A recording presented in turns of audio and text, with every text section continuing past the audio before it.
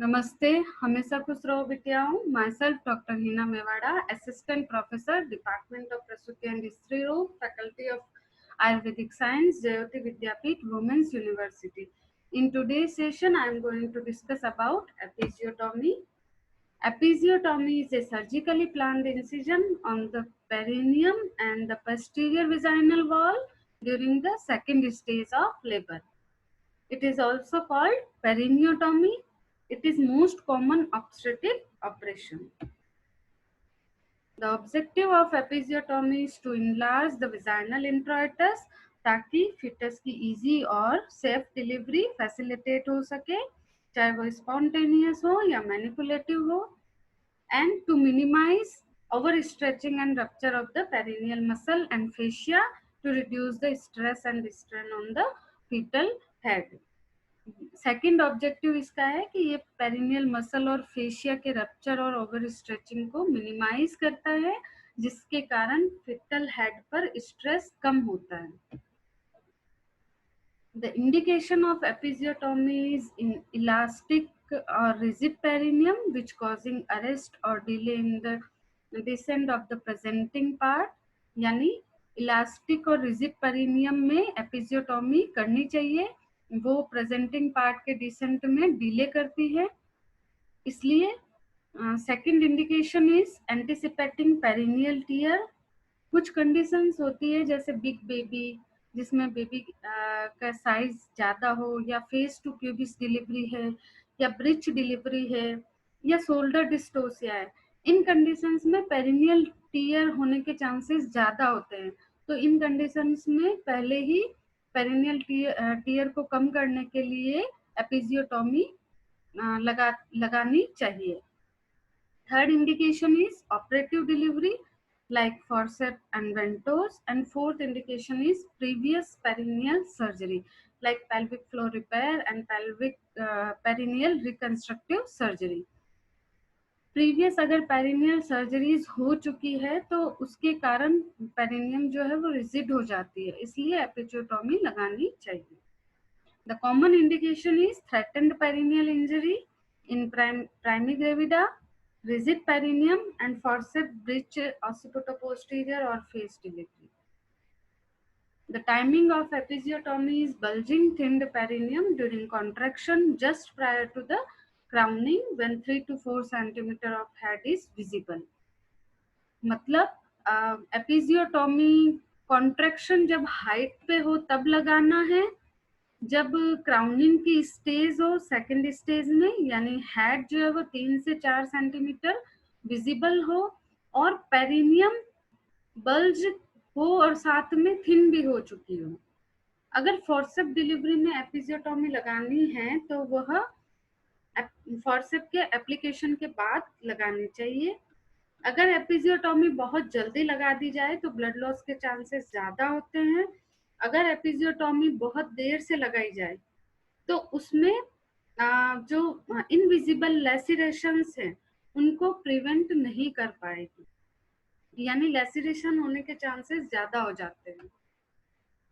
The advantage of episiotomy in mother is a clear and controlled incision, is easy to repair and heal better than a lacerated wound that might occur otherwise, and reduction in the duration of second stage and reduction of trauma to the pelvic floor muscle।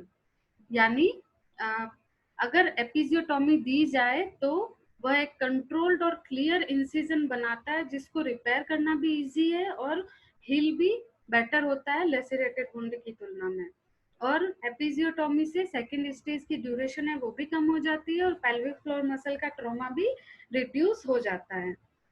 Foetus में ये intracranial injuries को कम करता है, जैसे कि premature babies है या after coming head of breech delivery है, उन कंडीशंस में इंट्राक्रेनियल इंजरी होने के चांसेस ज्यादा होते हैं। तो अगर एपिजियोटोमी दे दी जाए तो वह इंट्राक्रेनियल इंजरीज के चांसेस को कम कर देते हैं। There are 4 main type of episiotomy: mediolateral, median, lateral, and J-shape. In mediolateral, the incision is made downward and outward from midpoint of faucity, either to the right or left, It is directed diagonally in straight line which runs about 2.5 centimeter away from the anus, midpoint between anus and ischial tuberosity. In median, the incision commences from center of the fourchette and extend on the posterior side along midline for 2.5 centimeter. In lateral episiotomy, the incision start from about 1 centimeter away from the center of fourchette and extend laterally. The drawback include chances of injury to Bartholin duct. Thus, some practitioners have totally commended it. In J-shaped episiotomy, the incision begins in the center of fourchette and is directed posteriorly along midline for about 1.5 centimeter, then directed downward and outward along 5 to 7 o'clock position to avoid the anal sphincter. देखिए इसमें ये median episiotomy है जो centre of फॉर्चुटी से start होकर mid line में दी जाती है 2.5 सेंटीमीटर तक, लेकिन एनएस में एनएस इंजरी के चांसेस इसमें ज्यादा होते हैं, एनल इंस्पेक्टर के कट होने के चांसेस भी ज्यादा होते हैं मीडियन एपिजियोटॉमी में। लेकिन मीडियन एपिजियोटॉमी के कुछ एडवांटेज भी है, इसमें मसल्स ज्यादा कट नहीं होती हैं, ब्लड लॉस भी ज्यादा नहीं होता है, रिपेयर इजीली हो जाती है और पोस्ट ऑपरेटिव कंफर्ट भी ज्यादा होता है और हीलिंग भी अच्छी होती है। ये मीडियोलैटरल एपिजियोटॉमी है जो कि सेंटर पॉइंट ऑफ फॉर्चुटी से स्टार्ट होकर आउटवर्ड और लेटरली दी जाती है और ये इस्चियल ट्यूबरोसिटी और एनएस से 2 मिड लाइन में होती है और 2.5 सेंटीमीटर अवे होती है from the mid line. Third J shape है। जे शेप में पहले मिड लाइन की तरह ही फॉर्चुटी से स्टार्ट किया जाता है, सेंटर ऑफ फॉर्चुटी से, फिर 1.5 सेंटीमीटर मिड में दी जाती है, फिर उसको लैटरली दी जाती है ताकि एनएस की इंजरी के चांसेस कम हो। और फोर्थ लैटरल होती है जो कि फॉर्चुटी से 1 सेंटीमीटर अवे से स्टार्ट की जाती है और लैटरली दी जाती है, लेकिन इसमें बार्थोलिन डक्ट के इंजर होने के चांसेस ज्यादा होते हैं। Now step of mediolateral episiotomy. The perineum is thoroughly swabbed with antiseptic lotion and wrapped properly, यानी panting और draping of perineum should be done. The local anesthesia is given in the form of 10 ml of 1% solution of lignocaine. Then in step 2, incision is given. The two fingers are placed in the vagina between the presenting part and the posterior vaginal wall. इस diagram में देखिए, पहले अपनी दो finger को foetal head और posterior vaginal wall के बीच में इंट्रोड्यूस करना है। Then the incision is made by curved और straight blunt point sharp scissor. Scalpel may also be use, one blade of which is placed inside in between the finger and the posterior vaginal wall and the other on the skin. इसमें एक blunt और sharp edges scissor लेना है जिसमें जो blunt blade है उसको fingers और वेजाइनल वॉल के बीच में इंट्रोड्यूस करना है और जो सेकंड शार्प ब्लेड है उसको स्किन के ऊपर रखना है। The incision should be made at the height of the uterine contraction. जब यूटराइन कॉन्ट्रैक्शन अपनी हाइट पे हो यानी इंटेंसिटी अच्छी हो तब इंसिजन लगाना है।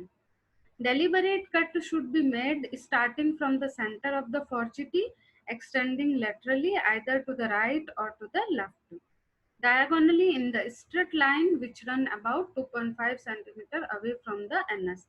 जैसे मैंने पहले बताया था कि मीडियोलैटरल एपिजियोटॉमी देनी है तो उसमें फॉर्चुटी से स्टार्ट करना है और 2.5 centimetre away from the anus, anus से 2.5 सेंटीमीटर दूर की तरफ लेटरली एपिजियोटॉमी देनी है। Structures cut are posterior vaginal wall, superficial and deep transverse perineal muscle, bulbospongiasis and part of levator ani, fascia covering those muscle, transverse perineal branches of pudendal vessel and nerve, and subcutaneous tissue and skin. ये भी episiotomy की process को बता रहा है। इसमें ये 1% लिग्नोप्रेन का लोकल इन्फिल्ट्रेशन कर रहा है फेनसेक मैनर में, यानी पहले इस तरह से दिया, फिर निडल को बाहर न निकालते हुए फेनसेक मैनर में इन्फिल्ट्रेशन करना है। देन एपिजियोटोमी देनी है। ये एपिजियोटोमी सीजर है जिसमें एक ब्लंट एंडेड ब्लेड होती है और एक शार्प एंडेड ब्लेड होती है। Step 3 is repair stage. The timing of repair is the repair is done soon after expulsion of placenta. If repair is done prior to that, disruption of the wound is inevitable. If subsequent manual removal or exploration of the genital tract is needed. Oozing during this period should be controlled by pressure with a sterile gauze swab and bleeding by the artery forceps. Early repair prevents sepsis and eliminates the patient prolonged apprehensions of stitches. यानी जो repair है वो placenta expel होने के बाद में कर देना चाहिए, और जो रिपेयर के टाइम में ब्लीडिंग होती है या जो उजिंग होती है उसको स्टेराइल गोज या स्वाब से प्रेशर देके रोका जाता है। और अगर अर्ली रिपेयर कर दिया जाए तो वो सेप्सिस से भी बचाएगा और पेशेंट की जो एप्रीहेंशंस है स्टिचेस देने की वो भी कम करेगा। Repair steps. First of all, lithotomy position should be given. A light source should be good, cleansed with antiseptic solution. Then blood clot are removed from the vagina and the wound area. Then the patient is draped properly and repair should be done under strict asepsis precaution. If the repair field is obscured by oozing of blood from above, a vaginal pack may be inserted and is placed high up. तो repair के time में सबसे पहले lithotomy position देनी है, light source अच्छा होना चाहिए, देन एंटीसेप्टिक सॉल्यूशन से पेंटिंग ड्रैपिंग करनी है। अगर अंदर से ब्लड आ रहा है तो वेजाइनल पैकिंग भी कर सकते हैं। रिपेयर 3 लेयर्स में करना है, जिसमें सबसे पहले वेजाइनल म्यूकोसा और सबम्यूकोसल टिश्यू को रिपेयर करना है, then perineal muscle, then skin and subcutaneous stitches लगाने हैं। The principle of 3-layer stitching to be followed are perfect hemostasis to obliterate the dead space and suture without tension. 3 layer में repair करने का main 3 objectives है। एक तो homeostasis perfect होता है, दूसरा जो डेड स्पेस है वो ऑब्लिटरेट हो जाते हैं ताकि हेमाटोमा होने के चांसेस ज़्यादा ना हो, और सुचर बिना किसी टेंशन के लग जाते हैं। The vaginal mucosa is sutured first, then the first suture is placed at or just above the apex of the tear. This is the apex. ये apex है जहाँ से 1 centimeter above stitches start किए जाते हैं. Thereafter the vaginal wall are opposed by interrupted suture with polyglycolic acid suture, Dexon or number 0 chromic catgut from above downward till the fortity is reached. बाद में apex से suture देने के बाद में कंटिन्यूअस इंटरप्टेड सूचर दिए जाते हैं जब तक कि फॉर्चिटी ना आ जाए. फॉर्चिटी आने के बाद the suture should include the deep tissue to obliterate dead space. A continuous suture may cause puckering and shortening of the posterior vaginal wall. Care should be taken not to injure the rectum. Then बाद में muscle stitching की जाती है and finally muscle stitching के बाद skin closure किया जाता है. The post-operative care is done in the form of dressing, an ambulance and removal of the stitches. Dressing comfort के लिए की जाती है। ये मैक्सेल्फ कंप्रेशन कर सकते हैं, इंफ्रारेड हीट और आइस पैक और एनाल्जेसिक्स दी जाती है। एम्बुलेंस, अर्ली एम्बुलेंस पेशेंट को करने के लिए कहना चाहिए ताकि रिपेयर जल्दी हो सके और हील भी जल्दी हो सके। और स्टिचेस अगर नॉन एब्जॉर्बेबल यूज किए हैं तो वो 6th डे रिमूव किए जाते हैं, लेकिन आजकल एब्जॉर्बेबल सुचर ही यूज किए जाते हैं। The complications are immediate and late complication. Immediate complication is extension of the incision to involve the rectum, vulval hematoma and infection. Infection में थ्रॉबिंग पेन होगा पेरिनियम में, टेम्परेचर राइज होगा और जो wound area है वो एकदम मॉइस्ट, रेड और सैलोन दिखेगा और उसमें ऑफेंसिव डिस्चार्ज भी होगा। अगर इन्फेक्शन है तो उसमें पस का ड्रेनेज करना है, लोकल ड्रेसिंग करनी है एंटीसेप्टिक पाउडर और ऑइंटमेंट से, और मैक्स सेल्फ कंप्रेशन करना है या फिर इंफ्रारेड हीट का एप्लीकेशन करना है एडिमा और पेन को रिड्यूस करने के लिए, और सिस्टेमिक एंटीबायोटिक देनी है। The other complication is wound dehiscence, injury to anal sphincter, which causing incontinence of flatus or fissures, rectovaginal fistula, which is rarely occur, and necrotizing fasciitis, which is rare in a woman who is diabetic or immunocompromised. Remote complications are dyspareunia, chances of perineal laceration in subsequent labor, and scar endometriosis. So thank you for listening me. This session is powered by Digital Version 2.0 Jyoti Vidyapeeth Women's University. Hope you all are satisfied. If you have any queries related to this session, please write in comment box so I will resolve it. Thank you so much.